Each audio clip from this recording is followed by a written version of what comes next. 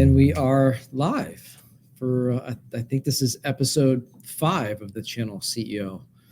And so, welcome those that tune in live for the live broadcast, and those that listen to this on Spotify, Stitcher, iTunes, you name it.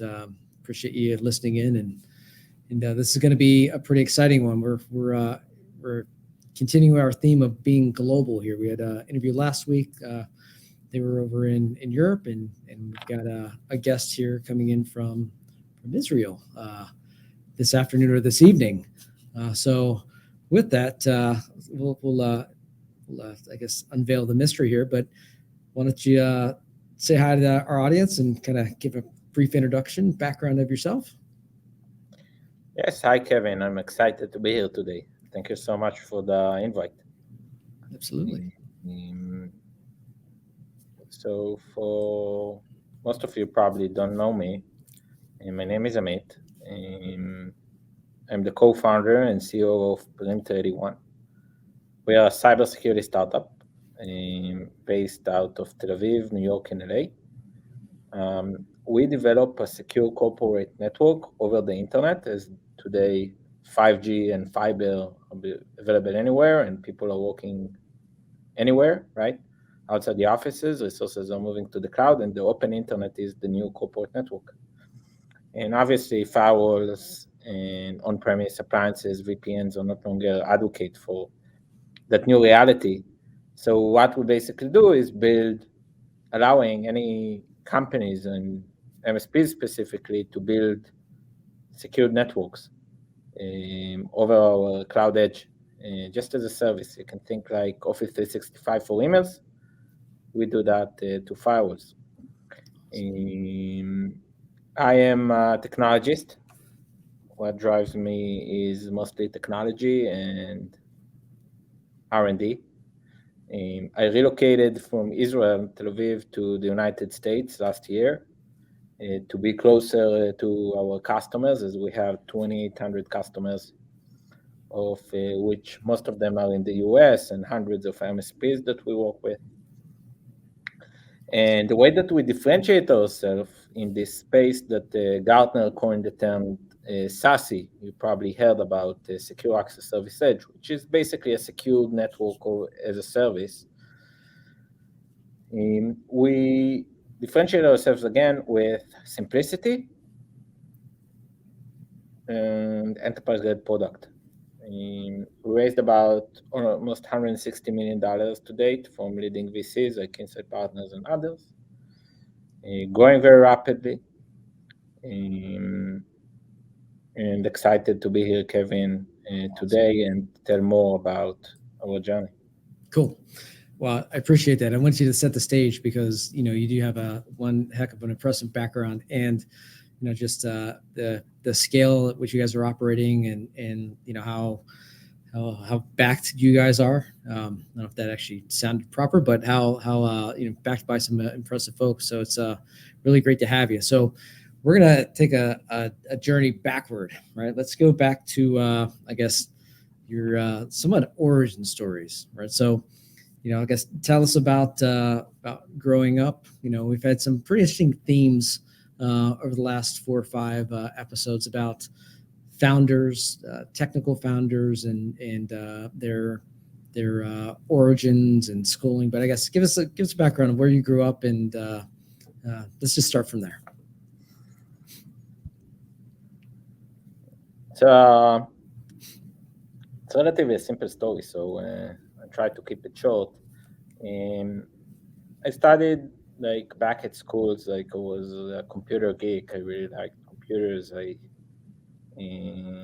That was basically in Israel, where I spent most of my time as child. In Israel, there is a compulsory army service, and I joined the intelligence forces in a elite technology unit, which is basically like a large-scale startup, where I think it shaped and helped me a lot, right? Because out of school, you have a professional hands-on experience on things that you haven't imagined. And it's basically a fast track, right? Academy in many different aspects, right? Professional, personal. And after 4 years, I finished my army service. Some of it was also paid service. I went to study computer science at Tel Aviv University, where I met my co-founder Sagi. While I studied computer science at Tel Aviv University, I worked for large corporations, as well as my co-founder. He worked for Siemens, I worked for IBM, everybody have heard about, right? So I had that American corporate experience, which I've learned a lot. It's very much different than the startup mentality, right? Where this in the army we have had. And back then, I decided, together with Sagi, that I met at the university, to leave our corporate jobs and start the entrepreneurship journey, right? In the past, every Jewish mother wanted their child to be a doctor. Now it's entrepreneur. So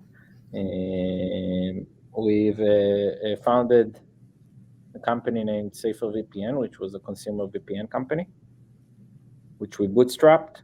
We didn't raise capital. We ended up selling it to J2 Global, a public company in the States, and started Perimeter 81 right after. Perimeter 81 was, instead, to consumers, to businesses, allowing them to build secure networks over the internet without installing any appliances. And that was back in 2018, before COVID started, right? 2020, COVID started, really gave us a big push. Lots of demand, lots of maturity. And here we are today. And today we have about 2,800 businesses. We raised $160 million at $1 billion valuation in our last round. 260 employees, divided between Israel and the US. And continuing to grow. I think that the opportunity is still much ahead of us, as it's a revolution. It's not evolution in the way that we all consume internet and security. I'm a big believer that the MSP, right, space is have a big part of it. As today, not only companies are moving away from on-premise appliances to cloud-based solutions at Perimeter 81, they lack the expertise and the know-how how to manage it, install it, and so forth, and are adapting. And we all see that, right? And you will see that the increasing demand of managed services. And we try to align with both of these tailwinds, right? From one end, build an enterprise grade and an easy to use solution, right? Yeah. In the space of allowing companies to build their secure corporate networks over the internet, but also be MSP focused and provide all the product requirements and the business requirements, right? MSP's needs in order to manage multiple accounts under single tenant, right? Multi-tenant. Very attractive pricing schedules that can generate still 60% or even more gross margins. The time to value is very quick. So we always ask our MSPs and partners, what do you like the most, right? They can very quickly generate impact, positive impact, regardless whether new subscriptions they sell or manage, or a positive impact on their customers in order to make them more secure and available anywhere. Very quickly, even in a matter of minutes. Wow, that's definitely key. I mean, so you've had, this is your second, high growth, organization. I guess what's different about this? I mean, started in 2018, and then to have the disruption, which based on your solution, probably ended up being a very good thing, as you mentioned, right? Probably forced you to grow up pretty quick, and you had that under your belt from the last go round. But what's different about this, from an entrepreneurial standpoint versus the last company? Many things different. The biggest difference is the state of mind, where now we are VC backed, right? We can be much more aggressive in the go-to-market, in the R&D, in the development, everything that we do.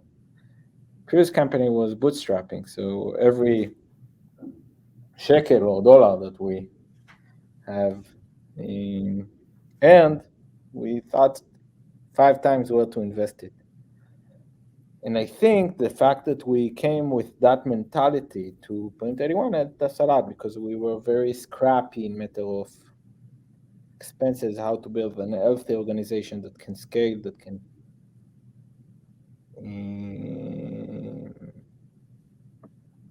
be very capital efficient, specifically in this timing today, right? Where last year, for cybersecurity startup that generates sales and revenue and growing, it was very easy to raise capital, right? And now things have changed, and it's always we try to be as modest as we can. Yeah. But you said the military training is compulsory, in Israel. What did you take away from that training? Was it the structure? Was it teamwork? I mean, and what did that help prepare you for taking a step off the ledge and into the startup world? I think it's ownership and empowerment. Like very early, you get a lot of responsibilities. Sometimes life of people are depending on you, right? And for you as 18, 19, 20 years old, to have such a great responsibility, right, is mind-blowing. And I think it contributes, in fact, of increasing ownership, right? And the way how you can multiply your team's impact, right? By pushing them over the limit, generate more accountability, right? And ownership, which is very, very critical. So you ever thought about writing a book about your experience, from that journey? Yeah. First of all, I need to start reading books. No, look, I mean, I think a lot of entrepreneurs in this, I think this is cross culture. I don't think this is just a kind of a U.S. or North American or European or APAC or what have you, but a lot of entrepreneurs are classified as all over the place. I wouldn't use the phrase ADD or whatever, but a lot of them lack structure. But then, something like the military, which I was not a part of. I was in the States we call it a military brat, child of somebody who served in the military. But you're taught structure, you're taught responsibility and teamwork and stuff like that. And in a lot of ways, that matures entrepreneurs pretty darn quick. But I also think a lot of people end up having that kind of structure, and it's hard for them to go back to something unstructured like entrepreneurship, right? Because they're used to having structure, and a lot of them are used to being told what to do and where to do it, how to do it. So I think it's interesting anytime I talk to an entrepreneur or somebody from the military background, because some make it extraordinarily well and some don't, just because of that kind of a dichotomy. But so you mentioned your co-founder, and you guys were I guess prior to the first startup, first company, you guys were in pretty cush, large organizations, and then you guys had the spark one day to say, hey, let's go out and start this thing. And how did that come about? Was it just that organic, or was it planned, or how'd that come about? I think, look, it's all about the point of time in your life, right? And I had no risks, right? I didn't have any family. Today I have a 4.5 years old boy and a wife. So, and back then I was single, right? And not many commitments. And I tell you, right, it has some kind, you always want to try and jump right into the water and to work on something your own. I can tell you that I started with a few applications, right, apps. Most of few of them didn't succeed until we really started Safer VPN and picked up. And I had a 2-year window, let's say, right, to try and get something to work, and we've managed to do so. And it's a lot of luck, right? Luck and not luck, right? Because the life is an entrepreneur, or at least in the early stages, and it's hard, right? You don't have salary, and you work day and night.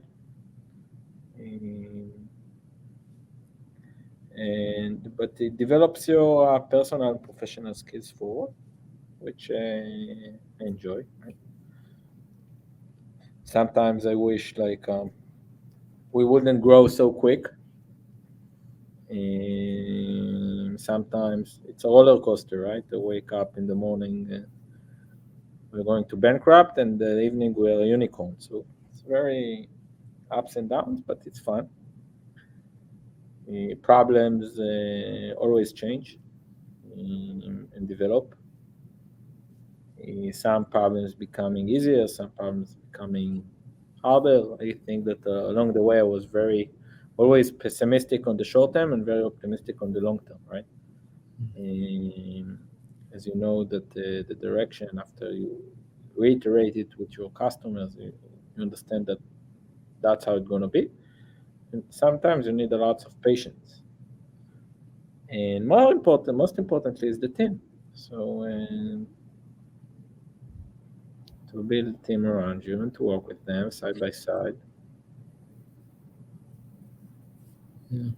So what's, you've had tremendous success, right? And, you've mentioned, getting lucky, but I do believe in, just what you said, right? You kind of make your luck. You put in your hours, you're dogged about, every detail.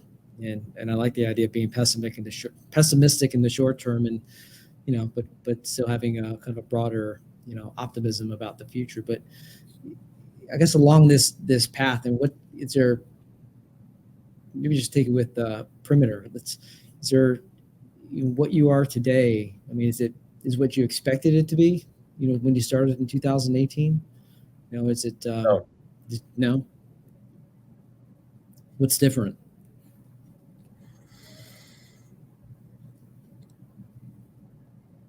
Everything is different. You imagine something, and not necessarily it is what you imagine. You have the vision; it's fulfilling, right? I didn't think that we'll get that far, and every time you get it, and then there is another ceiling. It will never end, right? In some regards. But it's fulfilling your what you sell. You develop yourself.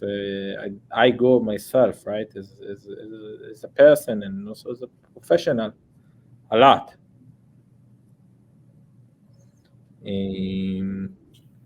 Every day is different, right? all the time you have different problems or different issues to deal with, and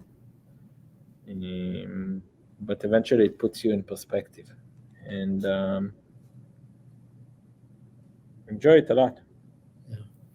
Have you developed any habits along the way, or do you have like any particular routines that you follow throughout the day? I mean, you have a certain time that you wake up and certain breakfast food that you have to have. Any quirky entrepreneurial things like that? My only routine is to that my son Yoav wakes up at 6 a.m. and calling, Daddy, put me TV. Or at the same time, every day, every morning. Except of that, everything is super dynamic and very, very things are changing every day, and I like it. Like I really like it. Awesome. So what's I guess maybe pick your brain here. This is very interesting times, right? Just macroeconomic speaking and just security speaking, right? Just always being on your toes. I mean, try to give some nuggets to the audience, to the MSPs in particular. What's one thing you think an MSP needs to really focus on over the next 3 to 5 years to be successful? Good question. So obviously now the macroeconomics are a bit shaky, but it's opportunity, right? To do some improvements in many areas and not to run like crazy forward, but think what I'm missing, right? Definitely security is something that will continue to grow significantly. Companies are lacking IT and security professionals. So if you can develop, right, expertise around security, then there's going to be a great demand, and there's a great demand. Not necessarily today, because maybe companies are a little bit cutting in expenses and more careful, but it's a great time to learn, to adapt new solutions, to like Print 31, right? Join, for example, our partner program. We will walk you through it and do the certification and be ready, right, with set of tools in order to not focusing on IT enablement, but also on the security side, which is critical, and be an integrated part of the managed services in the future, and that is guaranteed. I think there is a consensus about that. So why not utilize this period, right? That is a bit more perhaps challenging with acquiring new businesses, although we do see that continue to focus on that, adapting new solutions, develop your expertise, and to be ready, right, once the markets wake up.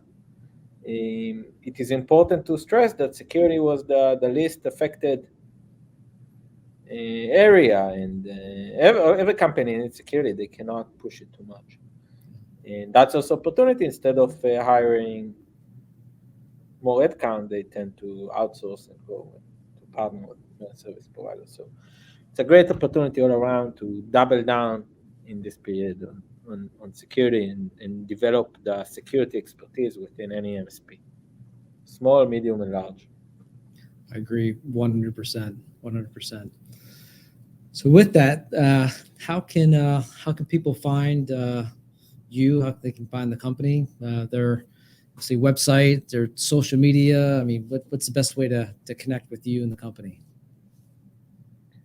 So the best way to connect with us is go to our website. We have a chat. We have a dedicated portal and contact form and all the materials for our partners program. And we really much MSP focused. Like MSP is one of our top 3 strategic items, right? This year or next year. And we have a comprehensive team that supports and works through hand by hand through the journey. We don't see that as only one engagement, but rather than a long-lasting partnership that we invest a lot of resources into. So the best way is to generate a conversation, right, with us and contact us, leaving your details, and we'll make sure to follow up and be walk you through all the different parts of the program, which is very, very exciting in my opinion, worth to look at any case. You guys have done some amazing things, and I think just obviously the backing and the scale, the growth that you guys have had over the last couple of years is really a testament to your leadership. And there's again, talk about this concept of luck and making your luck, but maybe luck is on your side, just timing of the marketplace, and it's unfortunate, obviously, the COVID and everything, but there's always, as even in recessions, down markets, and just things in general, there's always silver linings. And it sounds like you guys have punched through and done, a phenomenal job. And so I think everyone should go out, check out the site, and you guys have a world-class partner program. So that's just awesome to hear that you're investing so much into this space. So good on you for that. And so, I want to be mindful of your time, being, at the very end of the day there for you, but really appreciate you spending some time with me today, and sure the audience as we send this out, and we'll do the replays. We'll post it up on the channelprogram.com site as well, and try to spread the message of what you guys are doing, all the great things. And so with that, I want to thank you for joining me here this afternoon, and look forward to hopefully meeting you here sometime in the near term stateside. Absolutely, Kevin. I'm on my way back at the end of this week, and I really appreciate the time and hosting me in this live webinar. And I hope that the viewers and the channel partner members have gained any positive impact out of it, and be happy to expand the conversation in person with any one of you. Simply reach out and ask to talk with me, and be happy to do it. Awesome. Good stuff. Thanks again. I'll end the broadcast here, and see you guys soon. Thank you so much.